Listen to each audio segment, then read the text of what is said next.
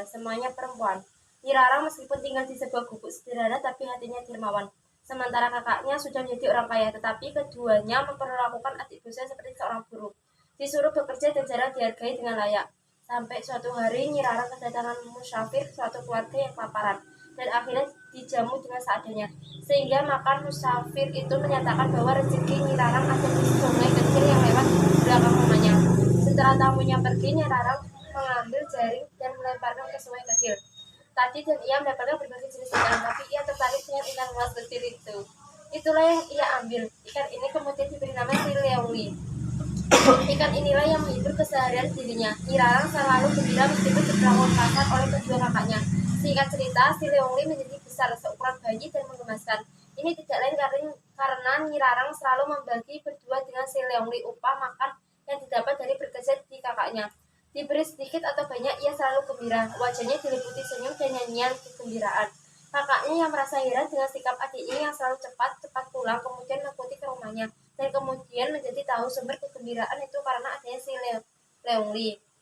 Kakaknya kemudian bersekongkol untuk mengambil Si Leongli dengan menjebak Nyi Rarang, yaitu disuruh belanja ke pasar yang jauh. Itu membuat mereka leluasa untuk menangkap Si Leongli. Mereka kemudian menggoreng ikan itu dan menyisakan kepalanya untuk Nyi Rarang sebagai upah. Ketika pulang dari pasar dan mendapatkan bungkusan nasi dengan kepala ikan, perasaan Nyi Rarang sudah tidak karuan dan matanya secara refleks menangis. Ternyata benar sampai di rumah kolam sudah kering dan Si Leongli sudah tidak ada. Karena yakin bungkusan tadi adalah kepala Si Leongli, Nyi Rarang menguburkan kepala ikan tadi di belakang rumahnya, tentu dengan perasaan sedih dan terperikan. Keesokan harinya, ia mempertanyakan hal itu kepada kedua kakaknya, tapi jawabannya sangat menyakitkan. Ia dituduh lebih mementingkan ikan daripada hubungan saudara. Sejak saat itu, hubungan mereka putus. Ternyata kuburan Si Leongli menghasilkan emas dan waktu singkat Nyi Rarang menjadi kaya raya, tapi ia tetap berbeda alias berhaji. Sebagian besar hartanya dipakai menolong orang miskin di desanya. Penduduk desa sangat hormat dan menyayangi Nyi Rarang. Perubahan kehidupan Nyi Rarang akhirnya sampai pada kedua kakaknya. Mereka pun mendatangi Nyi Rarang dan dengan penuh sikap kasih sayang palsu minta maaf dan berbahasa basi bahwa mereka sangat sayang pada adiknya.